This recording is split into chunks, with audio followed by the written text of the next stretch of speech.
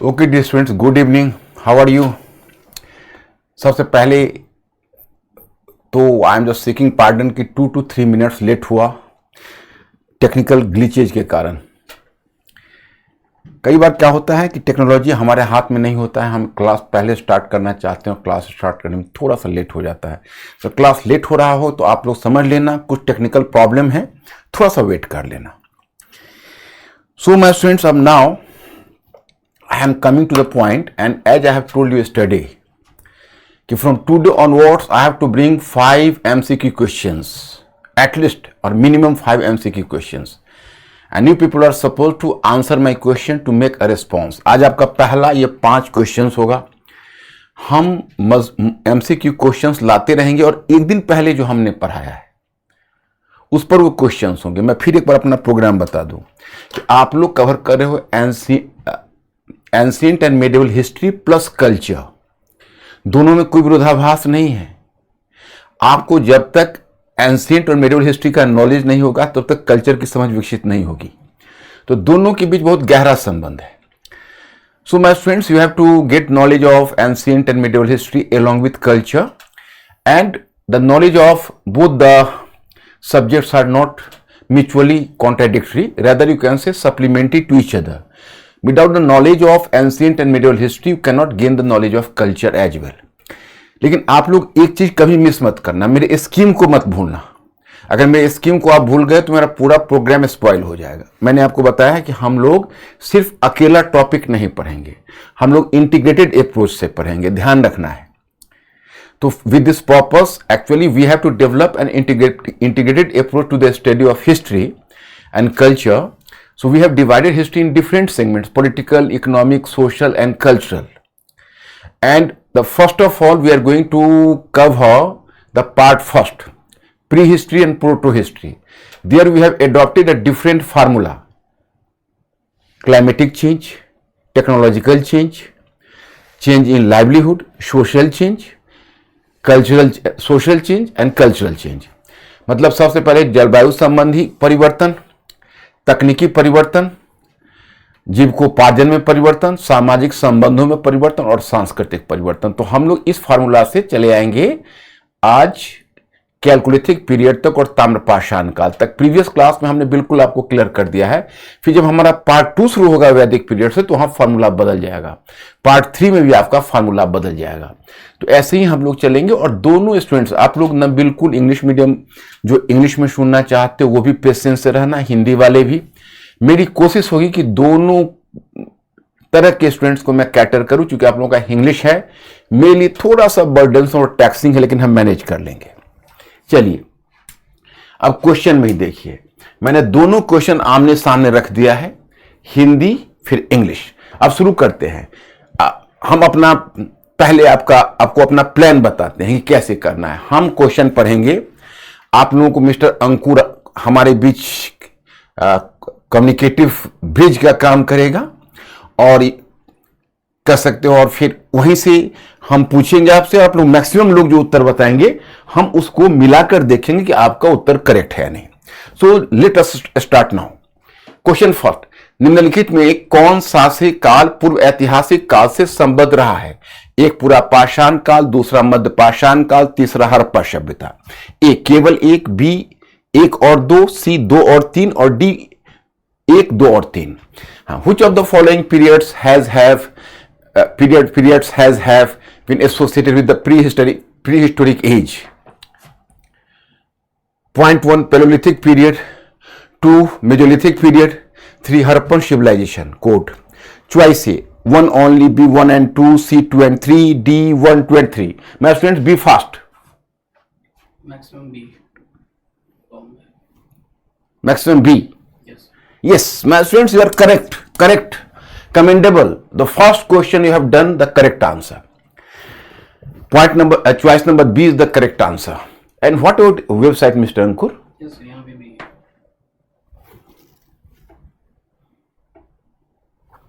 So you have to find out the answer in both application as well as website. Question number 2, निम्नलिखित में कौन सा से पूरा पाषाण काल के लक्षण हैं? यानी एक भी हो सकते हैं, एक से अधिक भी हो सकते हैं, हालांकि एक तो नहीं हो सकते हैं, पॉइंट 1, प्रस्तर के क्रोर उपकरणों का प्रयोग। 2, प्रस्तर के शल्क उपकरणों का प्रयोग। पॉइंट 3, तक्षणी एवं खुरचनी का प्रयोग। और पॉइंट 4, छोटे पाषाण उपकरणों का प्रयोग। A 1, 2 and 3, B 2, 3 and 4, C 1 and 2 and D 1, 2, 3 and 4. और question number 2, which of the following are the characteristics of Paleolithic period? Point use of core tools, to use of stone flake tools. Point 3, use of burins and scrapers. Point 4, use of microliths. Choice A 1, 2 and 3, B 1, 2 and 4, 2, 3 and 4, C 1 and 2 only, and D 1, 2, 3 and 4.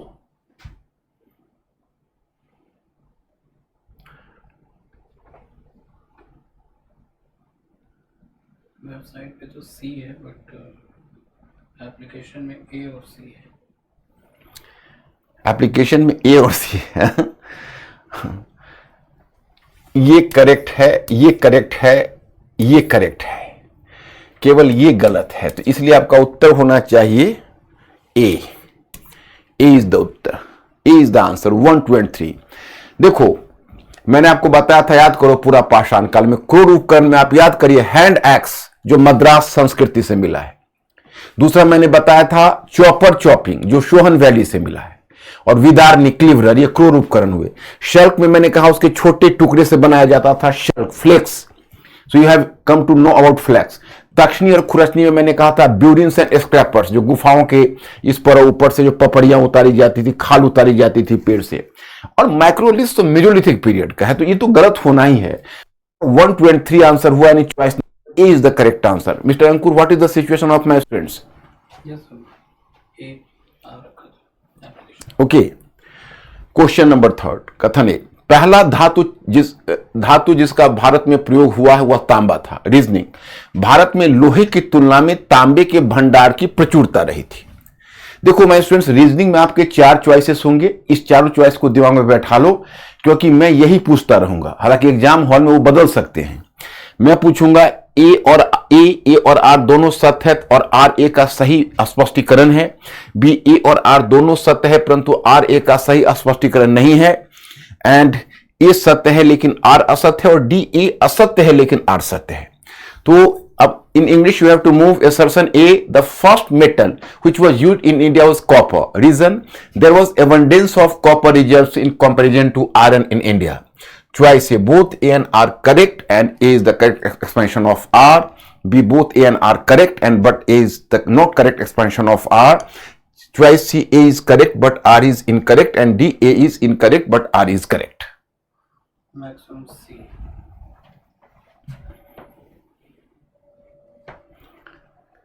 Website पर देखो, दोनों देख के बताया करो उनको, otherwise your answer would be biased and one sided.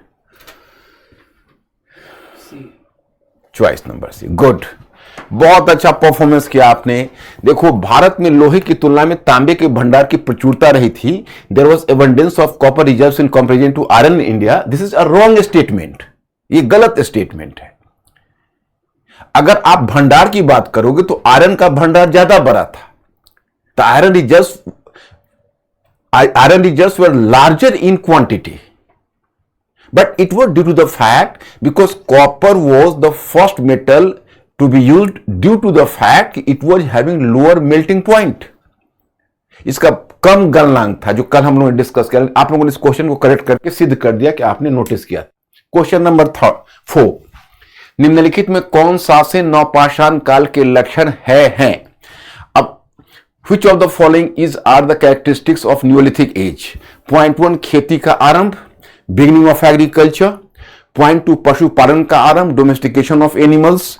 Point 3, पॉलिशदार उपकरणों का प्रयोग, use of polished where.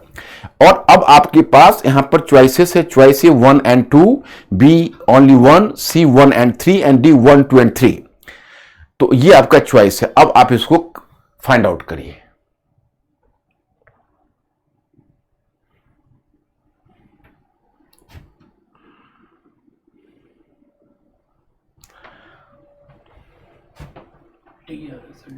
D. Yes, good. Commendable. Correct answer 1, 2 and 3 correct answer. Choice number D is the correct answer. अब एक क्वेश्चन बच गया है। Question number 5, निम्नलिखित में कौन से काल होलोसीन युग से संबद्ध है? Which of the following periods are associated with the Holocene age? इसमें से कौन होलोसीन से संबद्ध है? इसमें पॉइंट 1 पूरा पाषाण काल यानी पैलोलिथिक पीरियड, पॉइंट 2 मध्य पाषाण काल मेजोलिथिक पीरियड, पॉइंट 3 नवपाषाण काल न्यूलिथिक पीरियड एंड पॉइंट 4 ताम्रपाषाण काल कैल्कोलिथिक पीरियड। आपका आंसर का चॉइस है, ए का है 1 and 2 only, B 1, 2 and 3 only, C 2, 3 and 4 only and D 1, 2, 3 and 4। Be fast.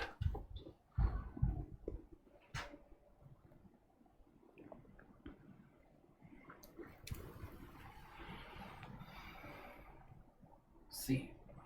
Choice number C. Yes good, yes good, 2, 3 and 4। वाह, yes quite commendable my students. आप a lot of congratulations from my side. You have done 5 out of 5 questions correct the first day. It is really commendable. आपने पहले दिन 5 के 5 उत्तर सही किए, 5 के 5 question सही किए। अब तो वास्तव में मेरी ओर से आपको बहुत बहुत इसके लिए बधाई हो। और हम आपको फिर 5 क्वेश्चंस लाते रहेंगे। आज जो हम कवर करेंगे वो हम कर लाएंगे, तो इसलिए आप लोग बहुत अटेंटिव होकर सुनना। देखो, जहां से अभी मेरा जो पार्ट है उसमें आपका प्रीलिम्स का पार्ट है, जहां से मेंस का पार्ट होगा वहां से हम मेंस का क्वेश्चन भी डिस्कस करूंगा। तो चलिए, हम आपको कल जो बता रहे थे वहीं से हम स्टार्ट करेंगे।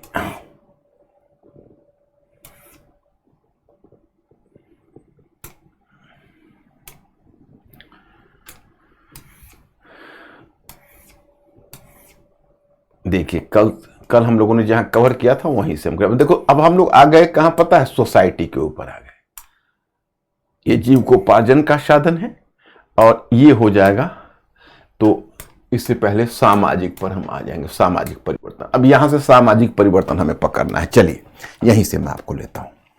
तो मैं स्टूडेंट्स, मेरा एक बार फिर आपको मैं याद दिला दूं कि हम लोग चेंजेज कवर कर रहे हैं, उसमें एक पीरियड को दूसरे पीरियड से जोड़ रहे हैं, और हमने इसको रखा है कैल्कोलिथिक पीरियड तक।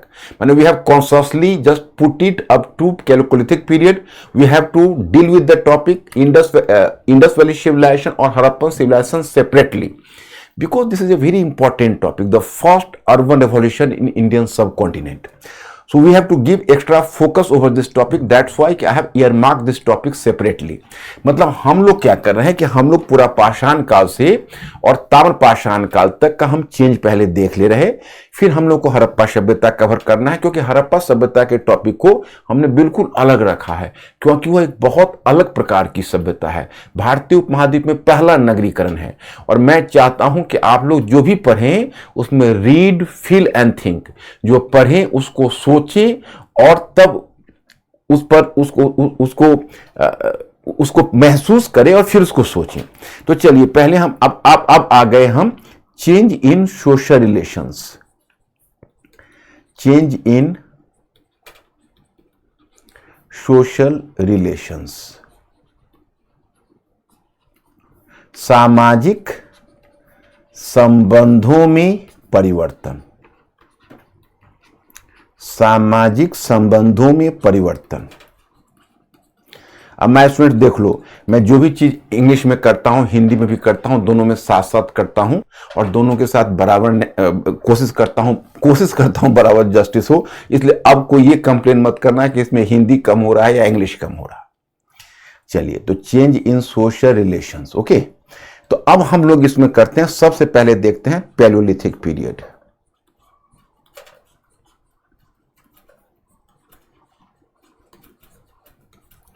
पूरा पाषाण काल, पूरा पाषाण काल। अब देखो, आप लोग पढ़ भी रहे हो और समझ भी रहे हो। जैसे देखो, अब सामाजिक परिवर्तन में इस साइड हिंदी, इस साइड इंग्लिश, और ये पूरा पाषाण काल देखो, ये हो जाएगा मध्य पाषाण काल, ये नवपाषाण काल, और ये ताम्र पाषाण काल, माने वो सब के सब ये हो जाएंगे। अब देखो, इसमें क्या आपको चक्कर लगता है? जैसे पूरा पाषाण काल का जो समाज है उसके लिए कौन सा नाम आया है पता है? Band society. Band society. Band society, देखो बैंड समाज, ये बैंड समाज क्या होता है पता है? बैंड समाज का मतलब है जो समाज समतामूलक हो, जिसमें विषमता नहीं हो। The society which is an equalitarian society, an egalitarian society. There is no scope for economic division and social division in such a society. Band, आपने कभी बाजे वाले को देखा है? Band master, band party. तो बैंड पार्टी का मतलब है कि सभी एक सुर में काम करते हैं और सबों के बीच एक समानता का भाव है। तो आपके मन में एक जिज्ञासा होगी, एक क्यूरियोसिटी होगी, जो मैं धीरे धीरे उसमें बदलाव यहीं से मैं वो जिज्ञासा आपके मन में भरता हूं। देखो, जो समतामूलक समाज कैसे होता है कि आप जो उत्पादन करते हो, मतलब उत्पादन तो खैर इस समय लोग करते ही नहीं थे, लोग खाद्य संग्रह और शिकार करते थे। तो उससे क्या होगा कि वो शिकारी और खाद्य संग्रह वाले होंगे, तो वो तो जो शिकार और खाद्य संग्रह से लाते हैं वो तो कंज्यूम कर जाते हैं, वो आपस में खा लेते हैं, मतलब उसको कंज्यूम कर जाते हैं, उसमें कुछ बचता नहीं है। अब बचता उतना ही जो दुर्दिन के लिए, आज का खाना कल चल जाए, परसों चल जाए, या 1 वीक चल जाए, या 15 डेज चल जाए। लेकिन ऐसी कोई बात नहीं कि इतना इसमें इतना सरप्लस है, इतना अधिशेष है जिस पर कोई कब्जा कर ले। विषमता समाज में तब आती है जब समाज अपनी आवश्यकता से अधिक उत्पादन करने लगता है और कुछ लोग ऐसे होते हैं कि उस अतिरिक्त उत्पादन पर कब्जा करके और वही समाज में प्रभावी हो जाते हैं और वह समाज में विषमता ला देते हैं। My students, actually the base for the social inequality starts whenever society just, you can say, starts to produce the larger surplus, then it consumes and the people consume. So in that case you can say there is some scope for production surplus. So a group of people which used to appropriate the surplus in its favor, so this group emerges to be a dominant class in society, and it is this group which creates inequality in society. तो समाज में अगर सामाजिक परिवर्तन आएगा, सामाजिक विषमता आएगी या आर्थिक विषमता आएगी, तो आप समझ लेना एक चीज कि उस समाज में आवश्यकता से अधिक उत्पादन होने लगा है। अगर समाज में आवश्यकता से अधिक उत्पादन होगा तभी विषमता आएगी। तो ये तो ऐसा समुदाय है जो जितना लाता है उतना खुद कंज्यूम कर लेता है, तो there is no scope for surplus production. तो इसलिए ये समाज है वह एक समतामूलक समाज है। आपने एक कहावत सुनी होगी, मजबूरी का नाम महात्मा गांधी है। It is the compulsion which makes someone as non violent, like Mahatma Gandhi, like saint Gandhi. तो वही बात यहां पर लागू है। जैसे अगर शरीर में ताकत नहीं है तो मजबूरी में अहिंसक तो बनना ही पड़ेगा, गांधी तो बननी ही पड़ेगी। उसी प्रकार से यहां चूंकि अतिरिक्त उत्पादन नहीं है तो सामाजिक और आर्थिक विषमता नहीं है।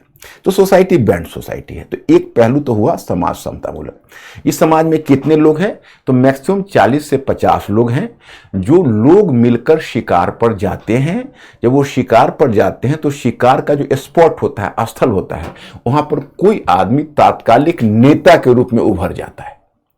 अब मतलब शिकार करने आए तो जैसे आप अपने स्टूडेंट लाइफ में ही सोचिए, आप 10 फ्रेंड होंगे, 8 फ्रेंड होंगे, सभी बराबर हैं, लेकिन उसमें एक व्यक्ति होता है जिसको कहते हैं जुगाड़ू किस्म का इंसान।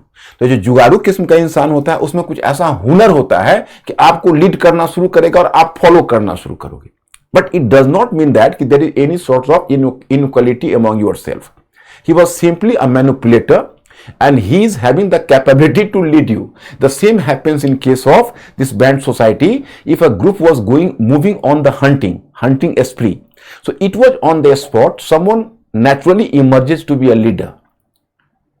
But just after finishing the hunting spree, whenever this band was returning, so this guy once again comes on the equal status. There was no scope for leadership there. तो ये फॉर टाइम बिंग लीडर होते भी थे spot पर, शिकार पर, तो फिर वो एक नेचुरली वो फिर बराबर हो जाते थे, उसमें कोई ऐसी भी क्षमता नहीं थी। अब आपके दिमाग में आएगा मेल एंड फीमेल। एक बात मैं आपको आश्चर्य की बात बताऊं, एक्चुअली जो समाज में फीमेल का कंडीशन रहा है उसका बड़ा गहरा संबंध उत्पादन से रहा है। जैसे जैसे उत्पादन में जब महिलाओं की भूमिका ज़्यादा होती है तो उसका सामाजिक स्थिति अच्छी होती है, और जब उत्पादन में उसकी भूमिका कम होने लगती तो उसका, अब आज ही की तारीख में देखो महिलाओं की स्थिति सुधरी, आज के इकोनॉमी में महिलाओं का कितना बड़ा रोल है। देखो अगर और भी आगे रोल बढ़ जाए तो महिलाओं की स्थिति और भी मजबूत हो जाएगी। The same happens in this case. तो यहां पर तुम देखोगे कि जो मेल और फीमेल है इसका रिलेशनशिप क्या है कि एक्चुअली एक शिकार है और दूसरा खाद्य संग्रह है। तो उस समय मैंने आप लोगों से पूछा था और आप लोगों ने बड़ा सक्सेसफुली मेरे क्वेश्चन का आंसर दिया था कि उनके लाइफ में शिकार ज्यादा महत्वपूर्ण है या खाद्य संग्रह ज्यादा महत्वपूर्ण है। तो आपने जवाब दिया था नहीं, खाद्य संग्रह ज्यादा महत्वपूर्ण है, याद है। और महिलाएं खाद्य संग्रह से जुड़ी हुई और पुरुष शिकार से जुड़े हुए। ओके, तो नेचुरली तुम कह सकते हो कि पुरुष से महिला की स्थिति मानव शास्त्रियों का मानना है, क्योंकि देखो उस समय तो पता कैसे चलेगा, हमारे पास कोई लिखित साक्ष्य नहीं है, कोई लिटरेरी एविडेंस नहीं है, लेकिन मानव शास्त्री या समाज शास्त्री हैं वो हमें इन्फॉर्म करते हैं, सोशियोलॉजिस्ट एंथ्रोपोलॉजिस्ट, कि देखिए महिलाओं की स्थिति संभवतः ज्यादा अच्छी थी, क्योंकि मतलब वो आज के सोसाइटी के आधार पर कहते हैं, आज के ट्राइबल सोसाइटी के आधार पर, क्योंकि महिलाओं का उत्पादन में ज्यादा बड़ी भूमिका, उत्पादन तो नहीं था सॉरी, मैंने लाइवलीहुड में ज्यादा बड़ी भूमिका थी, क्योंकि लाइवलीहुड में खाद्य संग्रह का ज्यादा इंपॉर्टेंट रोल था। Here I have to inform you कि अकॉर्डिंग टू एंथ्रोपोलॉजिस्ट और सोशियोलॉजिस्ट कि at that time the possibly the women should have been a stronger position than a male member of society. Why? It is due to the fact that कि at that time in fact the male members were associated with hunting and female members with collection of food, and collection of food was having the greater role in livelihood than hunting, so naturally the position of females should have been better than a male. So this is the condition. तो ये चलिए यही हमारा पूरा पाषाण काल का कुल सोशल कंडीशन है, इससे ज्यादा आपको जानने की आवश्यकता नहीं है। अब चलिए थोड़ा आगे बढ़ते हैं, अब आ जाते हैं मेजोलिथिक पर। क्योंकि हम लोगों ने पैलियोलिथिक देखा, अब मेजोलिथिक पर आ जाते हैं। तो मध्य पाषाण काल,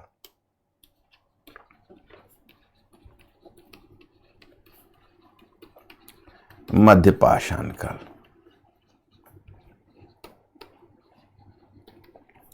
मेजोलिथिक पीरियड। तो मेजोलिथिक पीरियड में I have to inform you कि एक्चुअली मध्य पाषाण काल में भी सोसाइटी बैंड सोसाइटी ही रही, बैंड समाज, इसमें भी बैंड सोसाइटी रही। As you find the case in palaeolithic period, so happens the case even in mesolithic period. The society was really a band society, undoubtedly, there is no question. लेकिन इसमें एक बात और भी थी जो मैं आपको इन्फॉर्म करना चाहूंगा कि इसमें पहली बार, अच्छा फिर अगर मैं पूछूं कि भाई मध्य पाषाण काल में पुरुष की स्थिति और महिलाओं की स्थिति संबंधों में क्या थे, तो आप जानते हो कि यहां पर भी मानव अभी उत्पादक नहीं हुआ है। मानव क्या है? शिकारी और खाद्य संग्राहक है। The man is Hunter and food gatherer. तो मैं आपको यह बताऊं कि जो मानव चूंकि अभी शिकारी और खाद्य संग्राहक है, और खाद्य संग्रह में महिलाओं का रोल बड़ा है, जैसा आपने पूरा पाषाण काल में देखा, तो यहां पर भी महिलाएं खाद्य संग्रह करती है। तो सेम टू सेम है मध्य पाषाण काल में भी, अकॉर्डिंग टू एंथ्रोपोलॉजिस्ट और sociologist, the condition of women should be better than that of the male members. अब you can ask me one question कि how and on whose basis an anthropologist or sociologist is making such a claim? You may ask me a question. Here I have to inform you कि basically at that time the literary evidence is not available. So this is really a constraint for the research scholar कि how to know about that society. So actually they were just trying to find out some conclusion on the basis of analogy with the existing tribal society. They are making a study of the existing tribal society in the forested areas, because India is presenting a very unique situation. What is the unique situation? So D.D. Koshambi has used the term the living prehistory. But even today you will find the reflection of such society in India, such community in India, which is still moving naked, and that is the complete leading a complete tribal life. मतलब हम आपको यह बताना चाहते कि आपके मन में जिज्ञासा होगी कि भाई ये मानव शास्त्री एंथ्रोपोलॉजिस्ट हैं या सोशियोलॉजिस्ट है, वो जानते कैसे हैं? तो वो क्या करते हैं कि प्रेजेंट में जो जनजातीय समाज होता है उसको निकट से देखते हैं और उसमें जो जो गतिविधियां देखते हैं तो लागू कर देते हैं। और डीडी कोशाम्बी ने कहा कि इंडिया का जो लिविंग प्री हिस्ट्री आज भी है, मतलब कि जो उस समय जिस तरह से ट्रैवल लोग थे, तो देखिए इंडिया में इतनी डाइवर्सिटीज है कि एक तरफ आप मार्स मिशन चला रहे हो, लेकिन अभी भी आपके में कुछ ऐसे कम्युनिटीज इंडिया के डीप फॉरेस्ट में है जो नेकेड घूम रहे हैं। तो उनकी लाइफ की झलक से उस समय अनुमान करते हैं समाजशास्त्री और मानव शास्त्री, ये बात होती है उसमें। तो वही बैंड सोसाइटी है और फीमेल का कंडीशन शायद बेटर है, यही आप देखते हो। और जो एक इंपॉर्टेंट चीज यहां आ गई है वो है concept of family. Concept of family, ये एक बड़ी चीज आ गई। कैसे कॉन्सेप्ट ऑफ फैमिली? तो देखो पहले क्या होता था कि जो बूढ़े मेंबर्स होते थे, तो बूढ़े मेंबर्स के पास तो शरीर में उतना स्ट्रेंथ नहीं होता, लेकिन उनको भी हंटिंग स्प्री पर जाना होता था, शिकार पर जाते थे, तो बड़ा थका थका सा महसूस करते थे। या उनके कारण हो सकता है कि और जो समुदाय जो बैंड है उसकी गतिशीलता कम हो जाती थी, क्योंकि बूढ़े व्यक्ति को भी साथ लेकर चल रहा है, वो लायबिलिटी होने लगते थे। दूसरी तरफ जो महिलाएं खाद्य संग्रह को जाती थी, तो वो बच्चा उसका कौन देखे, तो उसको कंधे पर बच्चे को लटका कर जाना पड़ता था, तो महिलाओं पर भी एक्स्ट्रा बर्डन होता था। तो अंत में तय हुआ कि ऐसा करते हैं कि बूढ़े व्यक्ति को घर पर छोड़ देते हैं, बच्चे को घर पर छोड़ देते हैं और बूढ़े व्यक्ति उन बच्चों की देखभाल करें। Thus appeared the concept of family. मतलब actually when the band was going on a hunting spree, so old men were just going along with the young, but they are not so physically fit, so in course of time they appeared to be the liability for the whole band and they were affecting the mobility of the band. So later it was decided कि better to leave them at home, and even the women were carrying their child, carrying their kids on their shoulder while moving for food gathering. So now it was decided कि in order to lighten the burden on female members, better to keep the kids at home and this old man will look after the kids. So thus emerged the concept of family. तो इस तरह से तुम देखते हो कि परिवार की परिकल्पना आ गई। अब एक बड़ा इंटरेस्टिंग बात मैं आपसे शेयर करना चाहूंगा, या तो आज ही बूढ़े व्यक्ति और बच्चे की उतनी आवश्यकता है, या उसी समय बूढ़े व्यक्ति और बच्चे की उतनी आवश्यकता थी। I have to share some idea with you people कि एक बार मैं पार्क में था, एक बार इसी तरह मैं बैठा हुआ था, तो मैंने देखा कि एक बुजुर्ग व्यक्ति की काफी खातिरदारी हो रही है उनके बेटी और बहू के द्वारा। तो जब बेटे बहू गए वो अकेले बैठे हुए, तो बरबस मैंने कहा कि अच्छा चलिए, बड़ी खुशी हुई। वो यूपी या बिहार से कहीं से थे, तो उनको मैंने कहा कि आपको दिल्ली में रखकर और आपकी इतनी खातिरदारी की जा रही है कि आज के संदर्भ में बच्चे का आपके प्रति सम्मान देखकर दिल खुश हो गया। उन्होंने कहा ऐसी कोई बात नहीं, ये दोनों जॉब करते हैं और दोनों का इन्वॉल्वमेंट अपने जॉब में इतना है कि बच्चों के लिए टाइम नहीं है, और इनके 2 बच्चे हैं, सर्वेंट कहीं मिलता नहीं है, और अब ये हमें गांव से ले आए हैं ताकि हम इनके बच्चों की देखभाल करें, और ये दोनों जॉब करें, नहीं तो एक को जॉब छोड़ना पड़ेगा, इससे फैमिली इनकम कम हो जाएगा। अब बताओ वो बूढ़े व्यक्ति का दिमाग कितना काम कर रहा था कि वे देखो ये हमारा कैसे यूज कर रहे हैं। Actually I was surprise to know that the same happens. Actually the old man is still liked by the new generation in order to get their kids to be looked after by him. Or this case was during this Mesolithic period. So really you can say you will find some sort of coincidence. यही culture की विशेषता होती है कि दुनिया बदल जाती है लेकिन कल्चरल वैल्यूज नहीं बदलता है। कुछ ना कुछ कल्चर का जो लेगेसी है वो आज तक हमारे पास चला आता है। So culture is going to be imprinted in our subconscious mind, and that's why you can say culture is moving from generation to generation. This is the feature of culture. तो ये हो गया। अब एक चीज और भी कहना चाहूंगा, इसमें एक और कॉन्सेप्ट मेसोलिथिक पीरियड में डेवलप कर गया है, ध्यान करिए, बरियल ऑफ डेड बॉडी और disposal of dead body. Disposal of dead body मतलब मृतक संस्कार। तो मृतक संस्कार में देखो 2 होता है, आप जानते हो कि मृतक संस्कार में एक होता है, इसको बोलते हैं क्रीमेशन, यानी उसको जलाना। तो इस समय क्रीमेशन नहीं चला, वैदिक आर्यन से पहले आपको क्रीमेशन नहीं दिखेगा, वैदिक आर्यन से पहले। लेकिन इस समय आपको दिखेगा बरियल, मतलब कि शवाधान, उनको डेड बॉडी को यहाँ उसको डिग करके उसको जमीन के नीचे गाड़ दिया जाता था. सो यू कैन से कि burial system was prevailing at that time, not the cremation, and the dead body was buried along with some essential goods. माने उनके साथ कुछ इसेंशियल गुड्स को भी दफनाया जाता था.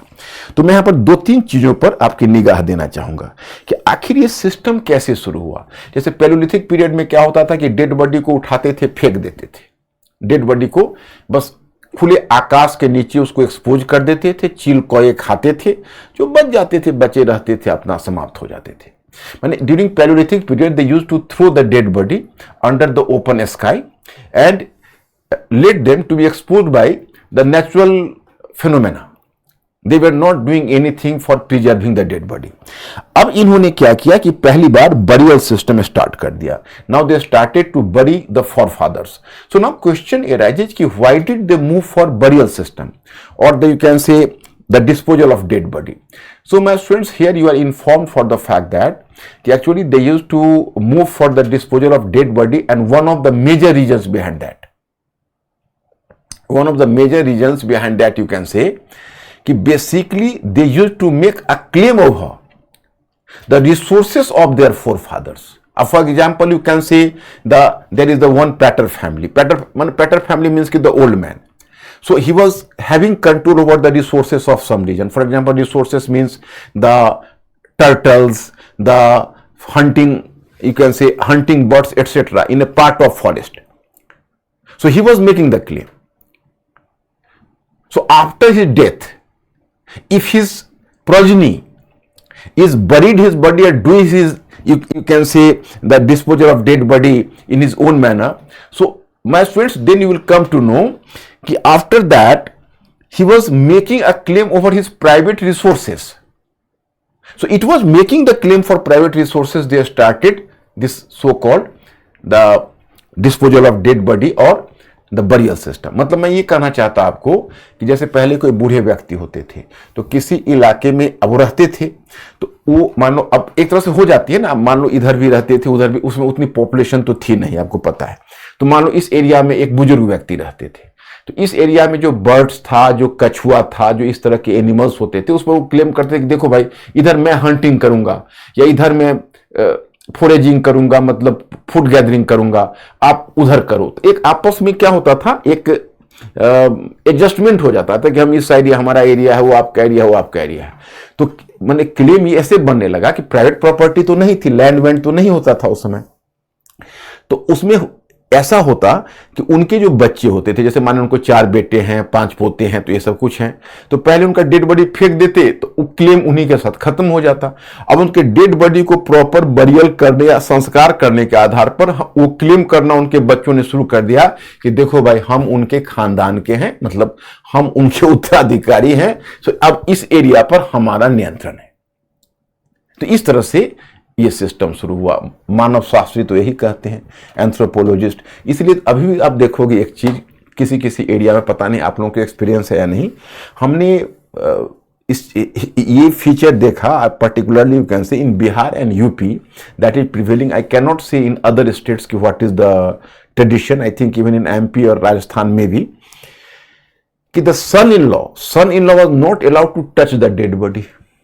Only son could do, and son could do the cremation, but son-in-law was not allowed. And if his son is alive, his son-in-law is not making any claim.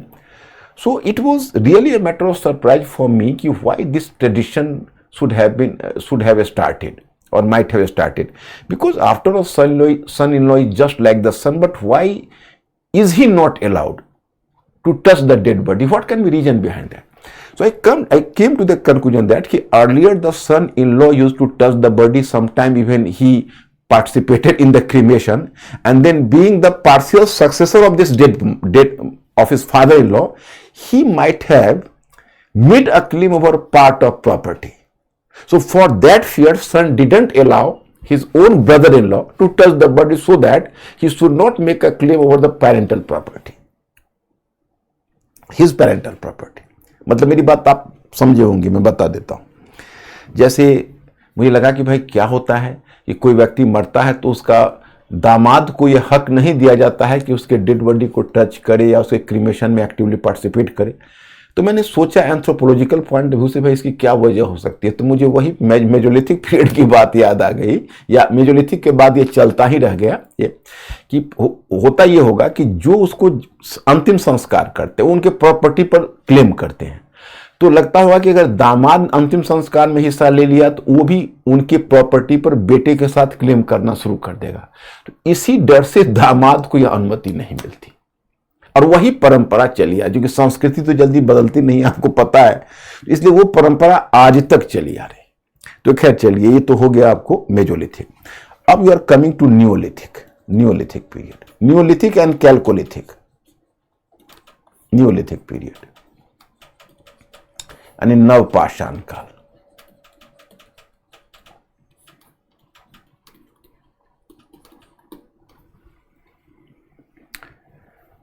Neolithic period और नवपाषाण काल you can go through.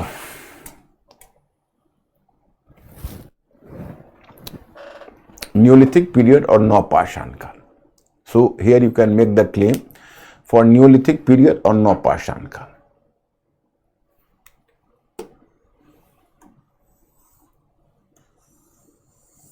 Okay.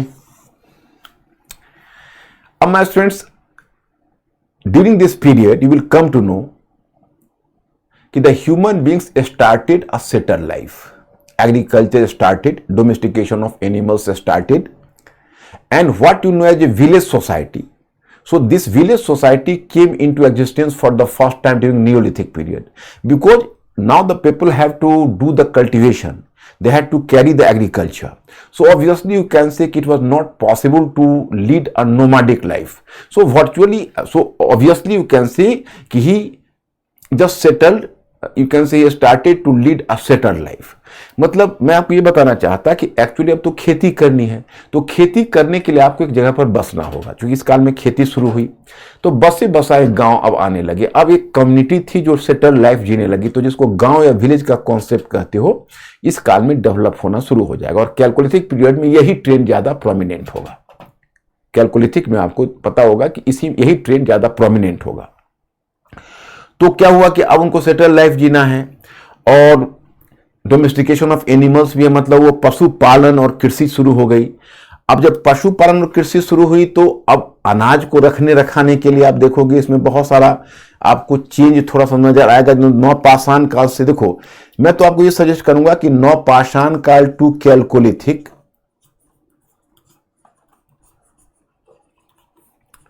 Chalcolithic period मतलब जिसको ताम्रपाषाण काल कहते हो, ये same trend continue करेगा। नवपाषाण काल से ताम्रपाषाण काल तक सेम ट्रेंड कंटिन्यू कर जाएगा, बल्कि ताम्रपाषाण काल में वही प्रवृत्तियां ज्यादा मजबूत हो जाएगी। तो दोनों को साथ ही साथ आप देख लीजिए। तो अब पशुपालन कृषि शुरू हो गई, एक अस्थायी जीवन जीने लगे, तो इसका सीधा प्रभाव सामाजिक संबंधों पर पड़ना शुरू हुआ। एक तो मैं आपको बताता हूं कि अब चूंकि उत्पादन, मानव पहले शिकारी और खाद्य संग्राहक था, तो शिकारी और खाद्य संग्रह से वो आ गया खाद्य उत्पादन के स्टेज में। Now human beings came from hunting and food gathering stage to food producing stage. So obviously you can say कि some surplus production started for the first time. तो कुछ जिसको मैंने कहा था अतिरिक्त उत्पादन, जैसे पहले जो भी शिकार और खाद्य संग्रह से लाते थे वो खा जाते थे, कंज्यूम कर लेते थे। अब थोड़ा बचाने लगे, और बचाने की आवश्यकता भी आपको है।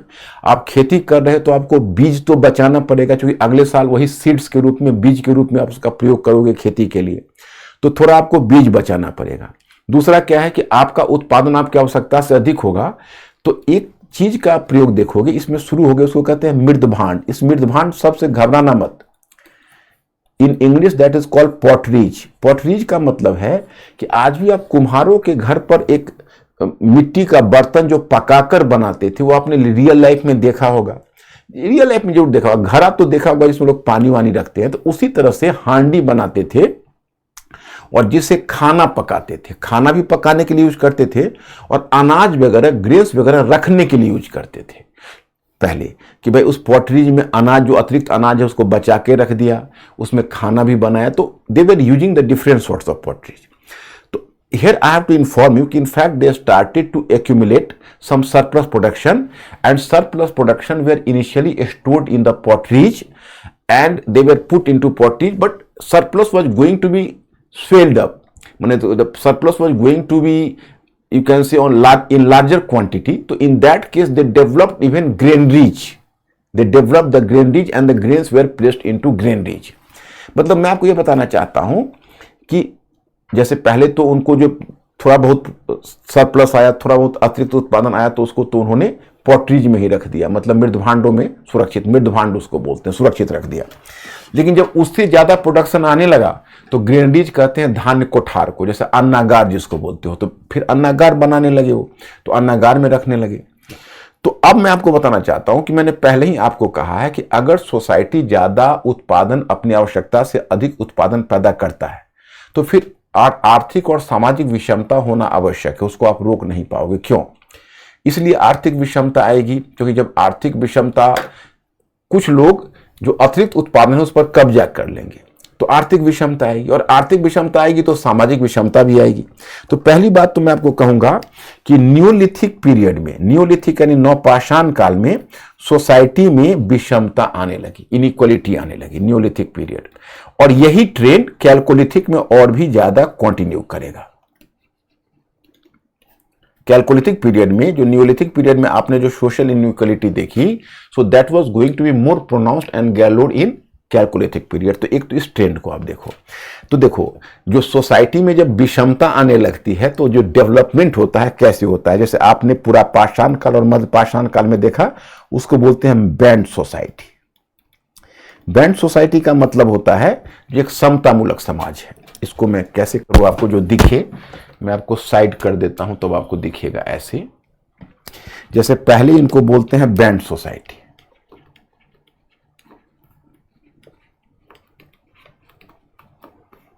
तो पहला स्टेज होता है बैंड सोसाइटी का। उसमें क्या होता है कि सोसाइटी समतामूलक होता है, इक्वलिटेरियन होता है।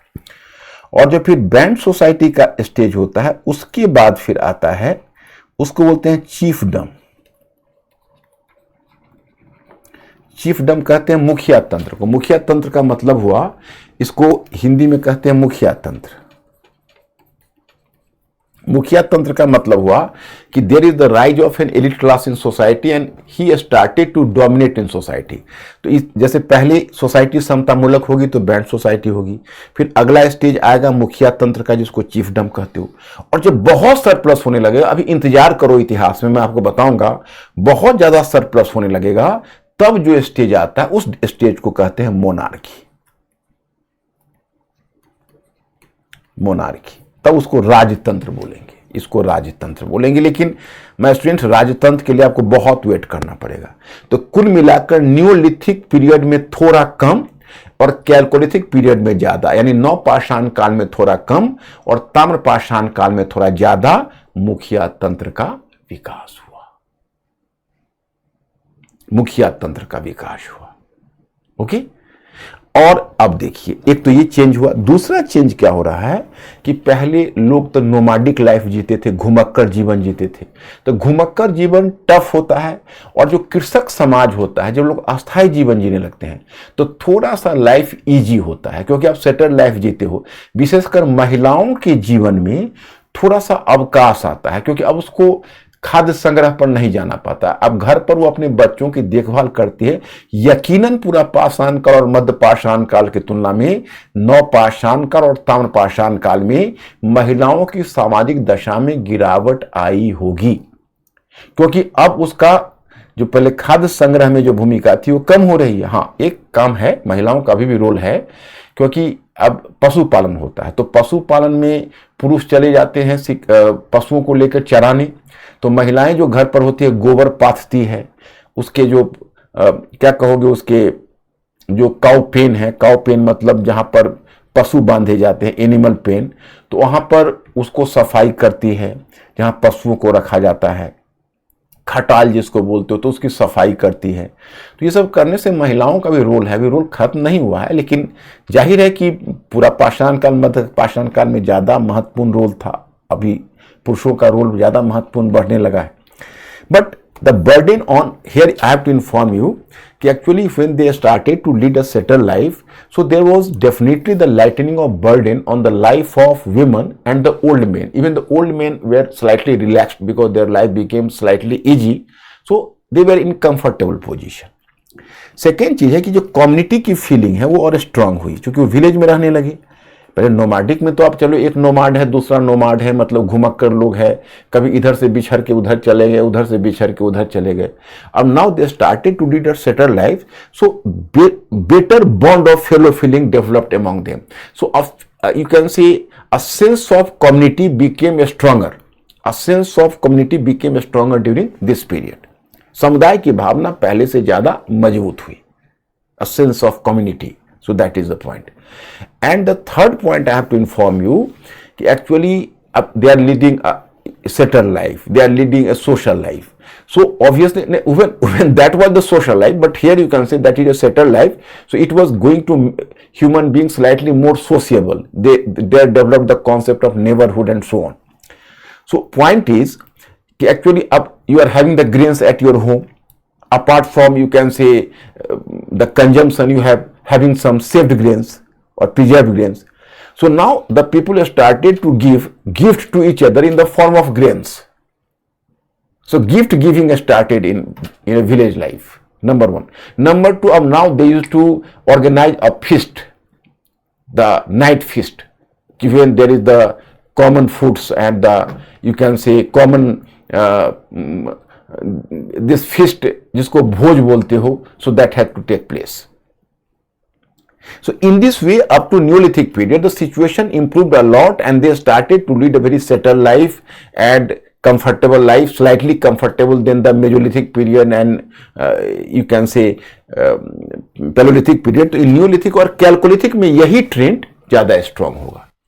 अब लोग एक दूसरे को उपहार में अनाज देने लगते हैं, अब रात्रि भोज होता है, तो लाइफ थोड़ा सा पहले से बेटर हुआ। Okay, so that is all about neolithic. हाँ, बरियल सिस्टम जो मैंने कहा था that continued in neolithic period and chalcolithic period, rather the case of burial system was multiplied, it was going to be encourage further.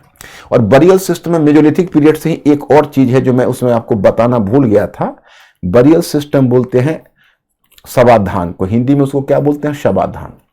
तो अब देखिए, शव को जो दफनाया जाता था तो शव के साथ कुछ आवश्यकता की सामग्रियां रख दी जाती थी, आवश्यकता की सामग्रियां, जैसे क्योंकि आज भी आप देखो मृतक व्यक्ति के इसमें जो पंडित जी को दान दिया जाता है तो उसके पीछे कॉन्सेप्ट क्या होता है कि मरने के बाद इन चीजों का उपयोग वह करेगा।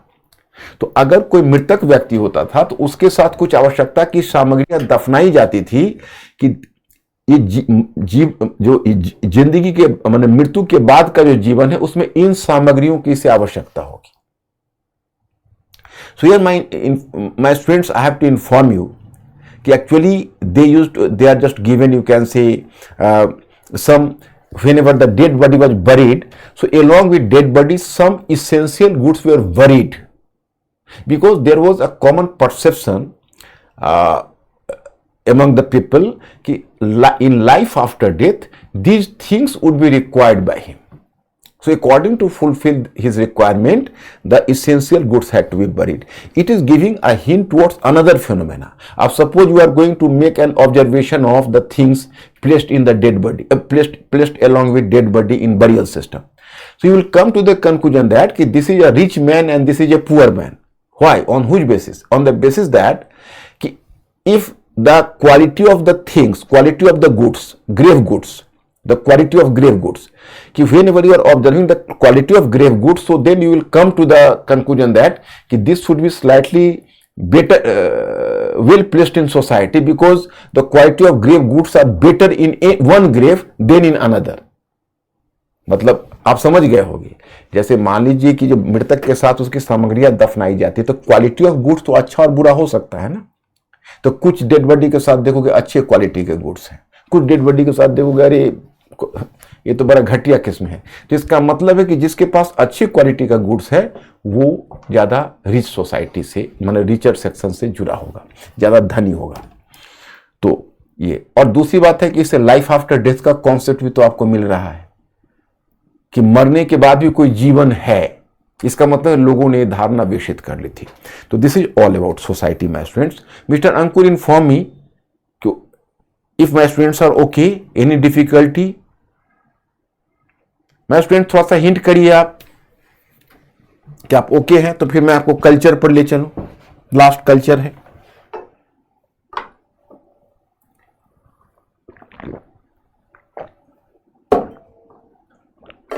अनिकेत पूछ रहे कि pre history and proto history में अगर कोई स्टैंड लेना हो तो पुरातात्विक स्रोत को महत्व दें या कृषि को? देखो मैं स्टूडेंट, दोनों को महत्व देना होगा। वैसे अगर कैलकुलेटिक पीरियड तुमको अगर पूछे तो कैलकुलेटिक पीरियड प्रोटो हिस्ट्री में ही रख देना।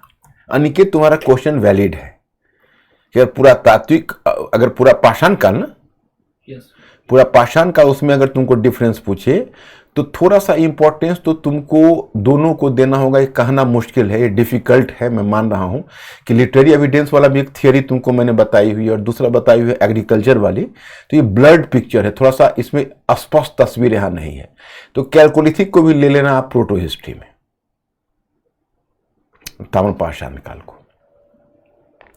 बाकी तो क्वेश्चन जो 5 आप लोगों ने सॉल्व किया उसे लगा कल भी आपने समझा था। अब कल 5 क्वेश्चंस लाऊंगा तो मुझे पता चल, मैंने कल तो खैर सैटरडे है, कल तो नहीं, मंडे को लाऊंगा 5 क्वेश्चंस, तो फिर पता चल जाएगा कि आप लोग, और तब तक आप लोग मंडे तक ये पढ़ के रखना हड़प्पन सिविलाइजेशन। तो हड़प्पन सिविलाइजेशन मंडे को कराऊंगा, पहले आज इसको कंप्लीट कर लूं। सर अक्षत पूछ रहे हैं if the position of female is greater than male so how it is called as band society? No, actually Akshit, Akshat, Akshat, yes, Akshat, you have asked me the question, if the condition of female was better than that of male, then why should it be characterized as a band society? Here, Akshat, I have to inform you कि in fact, if I am not talking about the stark social and economic inequality, the society was an equalitarian society. Here, I am talking about the gender relation. So, in gender relation, it appears, but we are not sure that it was the case. But anthropologist is giving a hint towards the phenomena कि possibly the social condition of a female or females or the women might have been slightly better than that of males. Just a hint, a conjecture. कुछ बच्चे band society के बारे में। Band society मतलब समतामूलक समाज। समतामूलक समझते हो ना बच्चे? बैंड सोसाइटी का मतलब हुआ समतामूलक समाज, जो सोसाइटी इक्वलिटेरियन हो, जहां आपस में समानता की भावना हो, दैट इज कॉल्ड इक्वलिटेरियन सोसाइटी। उसके लिए टर्म आता है बैंड सोसाइटी। सर ईशा कह रही है कि सर प्रॉपर्टी की समझ तब कैसे विकसित हो गए क्योंकि तब तक समतामूलक समाज था। नहीं, प्रॉपर्टी में देखो ईशा, योर क्वेश्चन इज कि how did develop the concept, तो हिंदी में पूछा ना ईशा? हाँ ईशा, आपका प्रश्न ये है कि उस समय संपत्ति की अवधारणा कैसे आ गई, क्योंकि उस समय क्या उस तरह की स्थिति थी। तो ईशा, मैं आपको इन्फॉर्म करना चाहता हूं कि देखो, संपत्ति की अवधारणा, प्रॉपर्टी की अवधारणा की बात तब होगी जब हम इमूवेबल प्रॉपर्टी की बात करेंगे, अचल संपत्ति जैसे लैंड, मकान, ये सब। तो वो कॉन्सेप्ट तो नहीं आया था। लेकिन जो प्रकृति में उसमें जो फूड गैदरिंग करते थे, मतलब कि जो जंगली उत्पादों का संग्रह करते, तो एक कॉन्सेप्ट डेवलप कर गया था कि भाई इस एरिया में उत्पाद जो है उसको हमारा, जैसे आज भी ट्राइबल सोसाइटी में तो होती है ना कि भाई ये हमारा एरिया है, इसमें हमको शिकार करने दीजिए, आप उधर शिकार करिए। इसको आप प्रॉपर प्रॉपर्टी की अवधारणा का विकास नहीं कर सकती। सर गरिमा कह रही है कि सर नवपाषाण काल के लक्षणों को ताम्रपाषाण काल के पूर्ण रूप से विकसित कहा जा सकता है। हाँ गरिमा, बहुत अच्छा तुमने ये चीज उठाई। जो नवपाषाण काल में जो आपने लक्षण देखा, ताम्रपाषाण काल में उन लक्षण को और भी विकसित देखा जाता है। ये बात आपने सही कहा कि ताम्रपाषाण काल में आपको ये लक्षण और भी विकसित दिखेंगे। अमन कह रहे हैं sir how was chalcolithic period different from neolithic period? Aman, actually even yesterday I have made this point clear कि Chalcolithic period, Aman, I am addressing you. Chalcolithic period was different from Neolithic period because in Neolithic period, in spite of the fact that the man came into the food producing stage, it is true, from food gathering and hunting stage to food producing stage, but the man or the human beings were not using metal. They were using the stone implements, the polished ware. The better quality of stone implements and stone tools, it is true, but still they were using stone tools. But for the first time, they started to use a metal, and first metal was copper. So then this period is known as Chalcolithic period, when the use of stone and copper both simultaneously. The rest is okay, sir. Okay. So my students, now we have to move to culture part. Culture.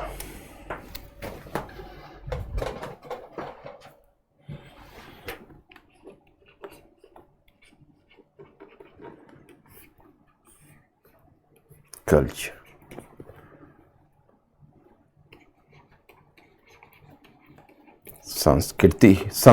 संस्कृति मतलब not culture, सांस्कृतिक परिवर्तन. आप परिवर्तन देख रहे हो, cultural change.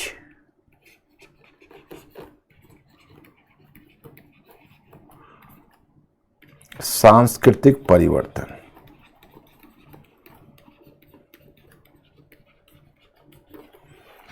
भाई उस समय के लिए संस्कृति तो बड़ी उलझी हुई चीज थी. उस समय तो समाज और संस्कृति के बीच बहुत कम का फासला था. अब देखिए, मतलब सांस्कृतिक परिवर्तन में आपको मैं ये बताना चाहता हूं कि जब हम लोग रोटी, कपड़ा और मकान, जब हम लोग भोजन की आवश्यकता से ऊपर उठकर अपने परिवेश के साथ एक रिलेशनशिप स्टेब्लिश करने लगते हैं, जब अपने परिवेश के प्रति रिस्पॉन्ड करने लगते हैं, जब क्लाउड के प्रति, जब सन के प्रति, मून के प्रति, अर्थ के प्रति, मतलब if our surroundings, we are just going to respond towards our surroundings apart from, you can say, fulfilling our physical need, when we start to think about our surroundings. So this situation creates the rise of culture. This situation creates the favorable situation for the rise of culture. इसका मतलब है कि अब धीरे धीरे संस्कृति के उत्थान का रास्ता तैयार हुआ. तो मैं ये कहना चाहता हूं कि देखो, अब पूरा पाषाण काल और मध्य पाषाण काल में लोगों का तो अधिकतर समय चला जाता था पेट भरने में. तो उनके पास कुछ ऐसी चीजें दिखती नहीं, मतलब अपने अब 16 आवर्स पता चला कि उनके लग गए अपने पेट भरने में, और फिर उसके बाद सोने में, विश्राम करने के बाद समय मिलता है. जैसे मैं एक उदाहरण बताता हूं, जब आप अपने हॉबीज को इनकलकेट तब करते हो जब आपके पास लीजर टाइम मिलता है. मैंने you are just going to inculcate your hobbies whenever you are having the leisure time. अब कई बार माय स्टूडेंट्स, तुम लोग भी ईश्वर की कृपा से जब जाओगे, मेंस क्वालिफाई करके जब इंटरव्यू में जाओगे, तो इंटरव्यू में वो तुमसे कुछ सवाल करेंगे. सवाल यह करेंगे कि भाई आपकी हॉबीज क्या है. मतलब सभी से नहीं करते हैं, most of the student hobbies पर क्वेश्चन होता है. अब उन यूपीएससी के मेंबर्स को कौन बताए कि आपने हमें हॉबी रहने कहाँ दिया. इतना पढ़वाया, इतना उलझाया, और हमारे पास लीजर है ही नहीं. कभी एक हॉबी हुआ करती थी जो याद है. अब स्टूडेंट्स क्या होता है कि जब मेंस क्वालिफाई करते हैं तो अपने स्टूडेंट्स को हमें यह भी बताना पड़ता है कि हॉबीज में क्या लिखोगे जो कंफर्टेबल रहोगे और उस हॉबीज को इंटरव्यू बोर्ड में अच्छे ढंग से जवाब दे पाओगे. क्योंकि मजबूरी यह होती है कि हॉबीज स्टूडेंट्स बेचारे इनकलकेट कर ही नहीं पाते, क्योंकि अब कॉलेज डे से निकला, उसके बाद तो फिर सांस लेने की फुर्सत हुई नहीं. आप जम के जब घुटने मोड़ के तैयारी करते हो तब जाके स्टेज आता है. अब आज ही आप देखो कि अब कल और परसों जीएस के 4 स्टॉर्मी पेपर होने हैं. आज तो चलो ऐसे का निकल गया, लेकिन ये तो फिर भी एक सिटिंग का पेपर था. लेकिन अब 4 पेपर होने हैं. आज जो बच्चे रिवाइज कर रहे होंगे, जहां भी होंगे स्टूडेंट्स, तो हम लोगों ने तो शुभकामना ही दे सकते हैं, क्योंकि जो फाइट उनको करना पड़ेगा, और जो क्योंकि 4 डेज उनको लिखना पड़ेगा, उनके हैंड के लिए, उसको भी, उनके हाथ को भी अवार्ड मिलना चाहिए कि इतने सारे क्वेश्चन एक पेपर में 4000 वर्ड्स लिखना है 3 आवर्स में. तो अपने आप में एक बहुत बड़ा काम है. तो मैं आपको ये बताना चाहता कि उस समय लोग इतने बिजी होते थे, they were going to be so busy कि hardly could they inculcate their hobbies और their personal inclination. But in course of time they started to, you can say, in spite of their you can say busyness, and in spite of their, you can say, excessive involvement into hunting and other sorts of works, they started to spare some time for inculcating their hobbies. For example, they developed their paintings. अब पूरा पाषाण काल में paintings का development शायद आपको नहीं दिखेगा, जैसे मैंने आपको बताया था पूरा पाषाण काल, Palaeolithic period. So even the Paleolithic period, on the basis of its trend, because Paleolithic period was having a long stretch time, you can say starting from nearly 5 lakhs year back to 10,000 years. So more than 4 lakh years this Paleolithic period continued. So even in this Paleolithic period you will find different phases: lower Paleolithic, middle Paleolithic and upper Paleolithic. I have told you कि in lower Paleolithic, mainly the use of core tools, core stone tools, and slightly even the use of flex.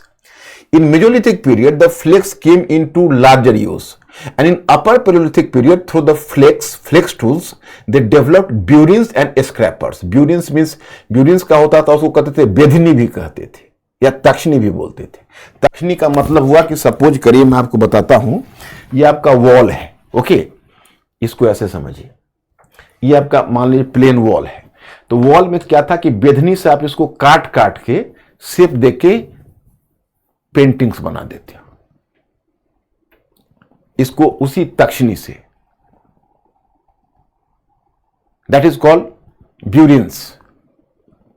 तो इस तरह के जो paintings बनते थे उसको कहते थे पेट्रोग्लिफ. पेट्रोग्लिफ हिंदी में भी, स्टूडेंट्स, इसका कोई हिंदी अनुवाद नहीं है, हिंदी में भी इसको पेट्रोग्लिफ कहते थे. पेट्रोग्लिफ. तो दीवार को काट काट के ऐसे बनाते थे, ओके, और दीवार को काट काट के ऐसे बनाया, और उसके बाद एक दूसरा तरीका होते थे कलर से, रंग से. जैसे आपने मेरे मैटर में पढ़ा होगा कि दो तरह से वो पेंटिंग्स बनाते. They used to develop paintings with two different methods. According to one method, they were scratching the wall with the support of burins, and through scratching the wall, they are just drawing the, you can say, drawing the paintings and drawing some figure. So that is known as petroglyph, which I have mentioned to you. That's one. But at the same time, they were using colors. In my study material, you might have read that they used to utilize nearly 16 types of colors. 16. Even white, yellow, black, red, blue, etc. How could they develop colors? Surprisingly, they used to take water and they were using minerals, and minerals were just rubbing on some stone, and through the, you can say, some parts of minerals is mixed with water, and the colors developed. So in this way they used to manufacture the different types of colours. मतलब वो क्या करते थे, जो खनिज होता था उस खनिज को पानी से लेकर उसको रब करते थे, जोर से उसको रगड़ते थे, तो उससे कुछ जो बुरादा निकलता था उसी से रंग बना लेते थे. कई बार ऐसा भी होता था कि अंडा जो होता था किसी बर्ड्स का, तो उसका जर्दी जो येलो वाला पार्ट होता है, आपने देखा होगा अंडे में, तो उस येलो वाले पार्ट से उसको खनिज को मिला के फिर वो कलर बना लेते थे. तो 16 टाइप के कलर का यूज उन्होंने किया, 16 टाइप का. और ये पेट्रोग्लिफ, ये दो तरह से पेंटिंग्स उनकी बनती थी, एक तो खरोच कर और दूसरा बनता था रंग से. अब my students, you may ask me the question कि when did this paintings the use this development of और द एप्लीकेशन ऑफ और evolution of paintings started. You may ask me the question. Here I have to reply that there is not any conclusive date according to some scholars, because in case of in world scale, if you are going to observe the things in world scale, for example, South Africa, Australia, America, etc. So you will come to the conclusion that possibly during Paleolithic period, because Paleolithic period existed in the whole of the world, not simply in India, although there is the time difference in different regions. Likewise, but in India, the paintings is supposed to have evolved from Mesolithic period.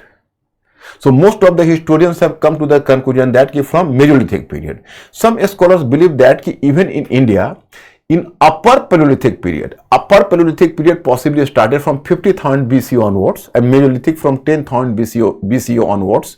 So they believe that possibly from the upper Paleolithic period that developed.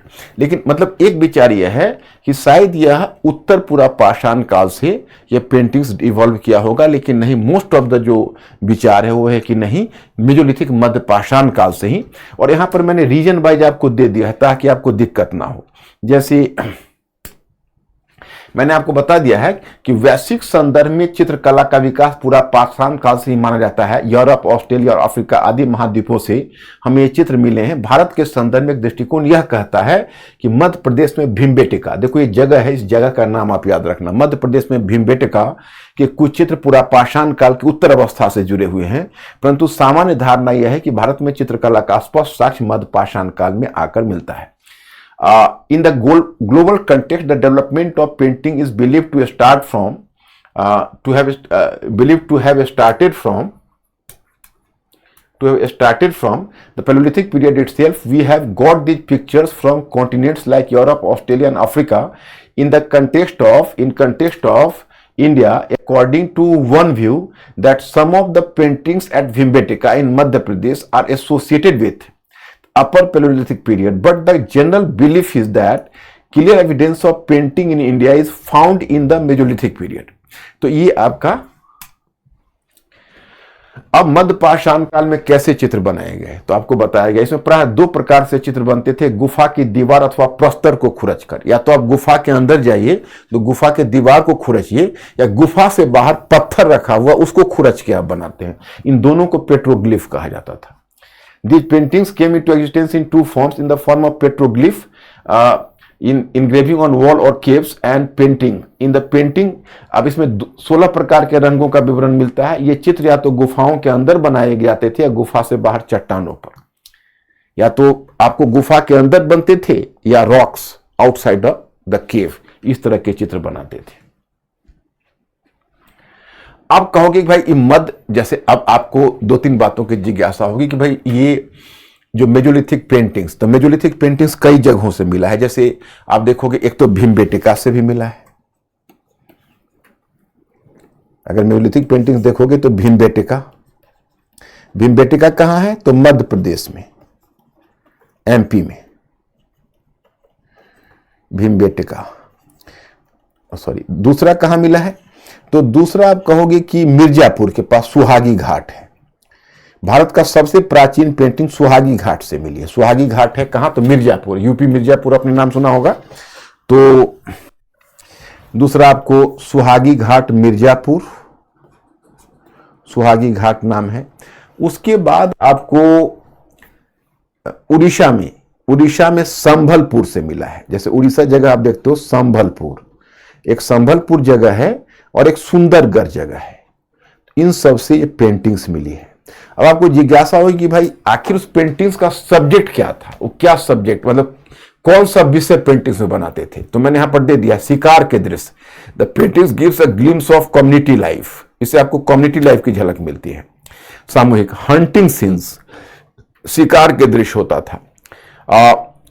सामूहिक नृत्य और संगीत। अब संगीत गाते हुए तो नहीं दिखेगा, लेकिन जिस तरह से वो झूम रहे होते, चित्र में झूमते हुए दिखते हैं और डांस करते हुए तो लगता है कुछ गाते हुए वे नृत्य कर रहे हैं। So you will find here the dance and even music.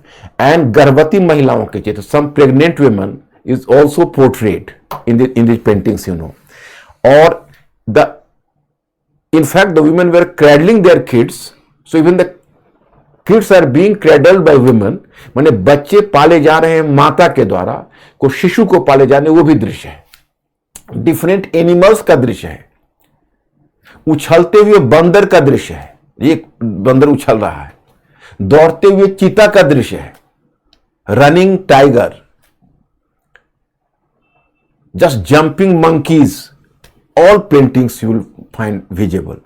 अब आपको मन में देखो ये पेंटिंग्स दिखाता हूं, देखिए यही पेंटिंग्स है, देखिए द हंटिंग स्प्री, ये पेंटिंग्स है। You will observe here the paintings. here I will discuss one and two important points and you people have to go through the study material and whenever you find difficulty I am always here to help you. जैसे इस paintings में एक दो interesting बात मैं आपको बताता हूं कि पहले आपके मन में जिज्ञासा होगी पेंटिंग्स क्यों बनाते थे, तो इसकी एक व्याख्या नहीं है क्योंकि उन्होंने कोई साहित्य तो छोड़ा नहीं है कि उनका मकसद प्रकट हो। अब जो एंथ्रोपोलॉजिस्ट हैं, जो मानव शास्त्री हैं, जो सोशियोलॉजिस्ट हैं, समाजशास्त्री हैं, तो अनुमान करते हैं कि पेंटिंग्स क्यों बनाया होगा। ओके, तो उसमें एक अनुमान है कि शायद उस समय लिपि उनके पास नहीं थी। अब आप कुछ कहना चाहते हो तो आज तो लिपि है तो आप लिख डालोगे, तब तो लिपि नहीं थी, तो वो हो सकता है कि पेंटिंग्स में अपने आप को व्यक्त करने की कोशिश कर रहे हो। तो एक व्याख्या यह। दूसरी व्याख्या यह है कि शिकार जाने से पहले, शिकार पर जाने से पहले वो इस तरह का शिकार के चित्र बनाते होंगे ताकि वो इसको एक अच्छा शगुन मानते होंगे कि एक अच्छा मुहूर्त है, अगर हम शिकार के चित्र बना देंगे तो बढ़िया बढ़िया शिकार मिलेंगे। ये दूसरी व्याख्या है। और तीसरी व्याख्या यह है कि संभव है कि वो उनका मतलब एक एस्थेटिक सेंस, जो सौंदर्य अभिरुचि है, जैसे आप घर पर ही तुम बैठे रहते हो, कभी कभी पढ़ते पढ़ते बोर हो जाते होगे तो अचानक से तुम्हारा कलम ड्राइंग की तरफ चली जाती होगी, अच्छा सा ड्राइंग खींच देते होगे, एक अच्छी ड्राइंग। तो अब अच्छी ड्राइंग खींच देते हो क्योंकि बैठे बैठे तुम्हारे मन में भी कुछ ख्याल आता है कि भाई टाइम पास, उससे एक टेंशन रिलीज होता है। तो ये जो तुम देखते हो ये अपना हॉबीज को इनकलकेट करने के लिए। तो ये तीन व्याख्याएं हैं इसकी। द फर्स्ट एक्सप्लेनेशन इज कि at that time they were not having their script, so here the paintings were working as a means for expression for them. In place of a script, they try to reflect their ideas through paintings. The first explanation. Second explanation is that it was just a ritual before going on a hunting spree. If you have to perform this ritual of you are going to portray the different quality of animals in the paintings, so that will help us to hunt you can say better quality of animals in the hunting. So that may be the second one explanation. Third explanation was in order to inculcate their hobbies. तो ये तीन व्याख्याएं इसकी है कि paintings वो क्यों बनाते थे। अब इस पेंटिंग्स में मैं एक चीज कहना चाहता हूं, खास कर 2015 का जिसका क्वेश्चन भी मैंने इसमें रखा हुआ है, शायद आप लोगों ने पढ़ा होगा, और अगर नहीं आज तक पढ़ा है तो अब तो आज जाके पढ़ ही लोगे आप लोग। तो आपको एक टर्म मिला होगा, जैसे मैं देखता हूं कितना बढ़िया क्वेश्चन 2015 में पूछा है, बढ़िया क्या, कितना चैलेंजिंग क्वेश्चन पूछा है। देखो यही क्वेश्चन 2015 में पूछा है कि भारत की मध्य पाषाण शिला कला न केवल उस काल के सांस्कृतिक जीवन को बल्कि आधुनिक चित्रकला से तुलनीय परिष्कृत सौंदर्य बोध को भी प्रतिबिंबित करती है। इस टिप्पणी का समालोचनात्मक मूल्यांकन कीजिए। कितना स्टैंडर्ड क्वेश्चन पूछा है।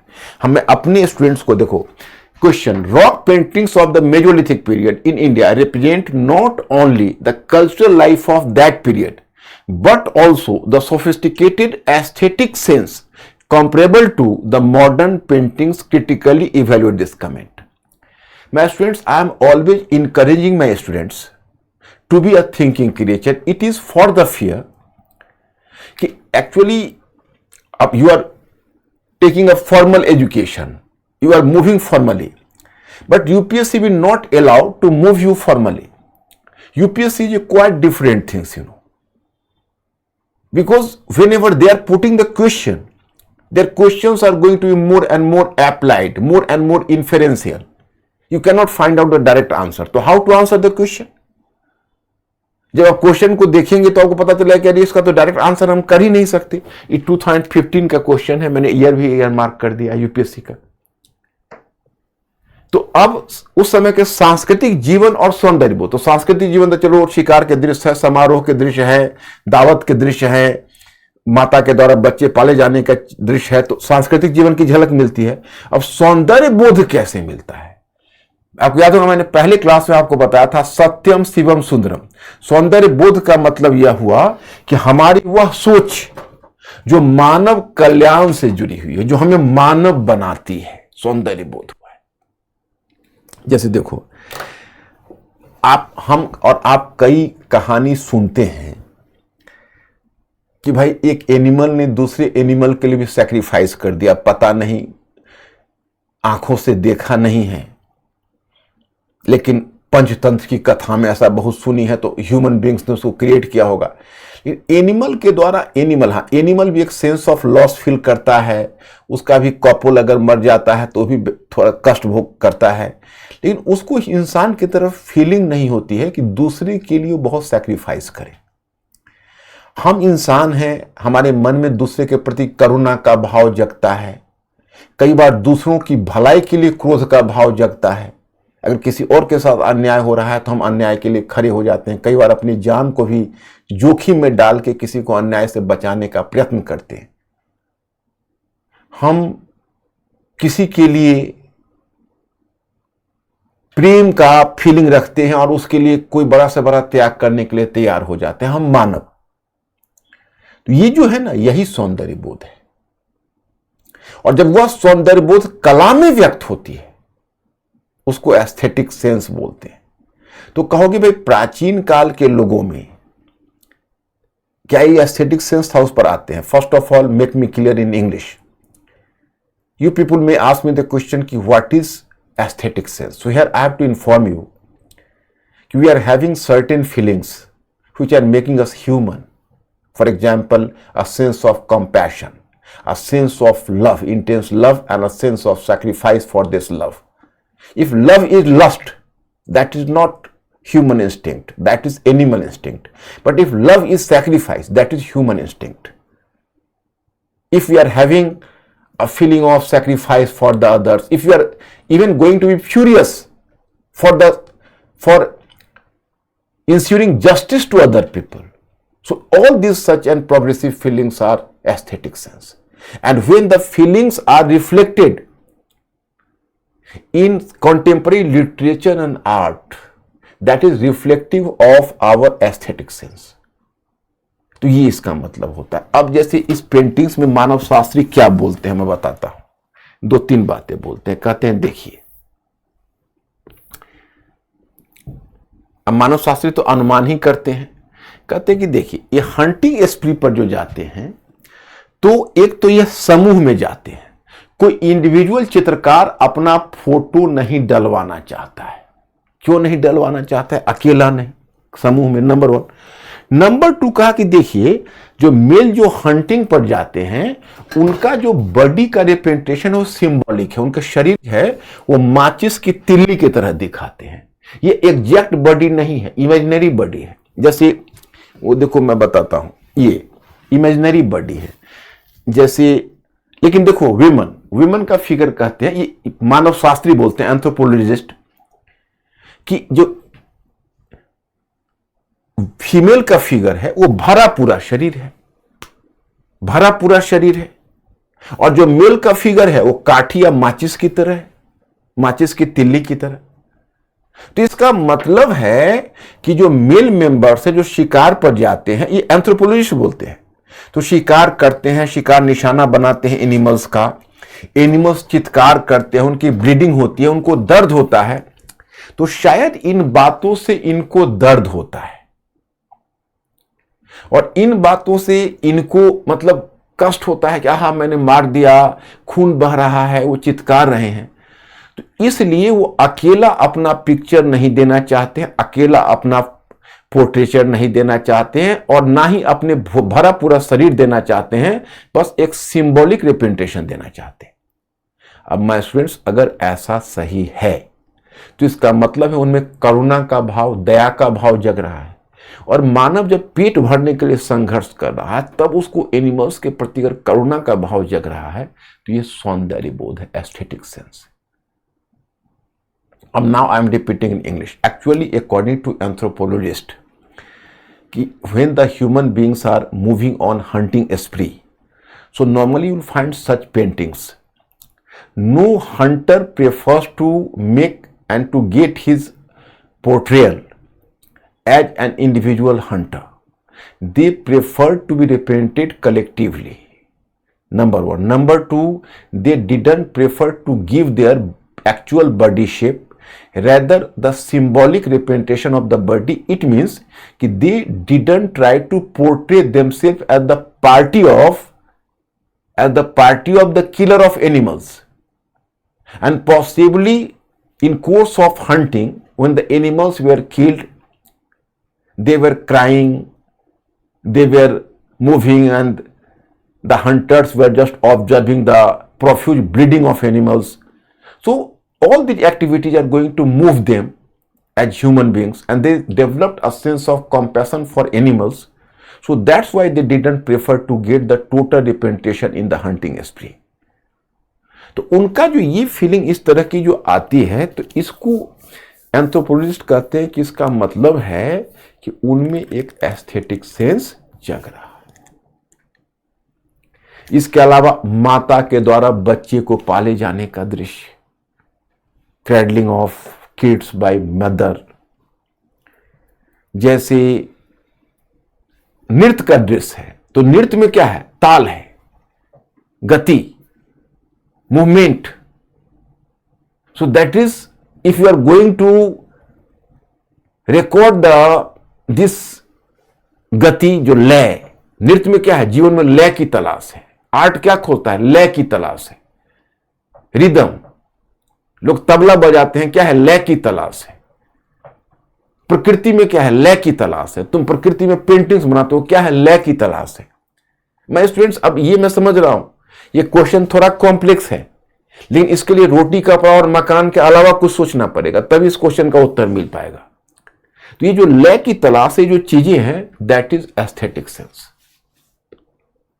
तो उसका पोर्ट्रेल है. अब ये मॉडर्न पेंटिंग से कैसे कंपेरेबल है, तो आज तो टाइम ओवर हो गया, आज मुझे यहीं रुकना पड़ेगा. And on Monday I will continue.